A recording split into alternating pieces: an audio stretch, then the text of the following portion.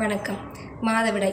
மாதவிடாய் காலத்தில் உடலுக்கும் தலைக்கும் குளிக்காமல் நல்ல ஓய்வு எடுக்கணும். எளிமையான உணவுகளை எடுத்துக்கணும். சுத்தமான காட்டன் துணியை பயன்படுத்தணும். நல்ல ஓய்வு எடுக்கும்போது தான் கருப்பில் இருக்க எல்லா கழிவுகளும் முழுவதுமாக வெளியேறும். இந்த காரணத்தினால தான் நம் முன்னோர்கள் மாதவிடாய் காலங்களில் எந்த வேலையும் செய்யாத மாதிரி பெண்களை தனித்து வச்சிருந்தனர். இன்னும் கூட சில கிராமங்களில் மாதவிடாய் காலங்களில் தனித்து இருக்கிறதுக்கு தனி வீடுகள் இருக்குது. இதிலிருந்து நம் முன்னோர்கள் மாதவிடாய் காலங்களில் பெண்களுக்கு நல்ல ஓய்வு கொடுத்துருக்காங்கங்கிறது உணர முடியுது.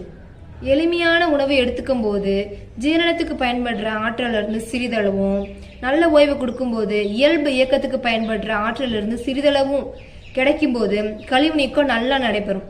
இவ்வாறு மாதம் வெளியேற வேண்டிய கழிவு மாதம் வெளியேறிடுச்சுன்னா கருப்பையை சார்ந்த தொந்தரவுகள் வர்றதில்லை.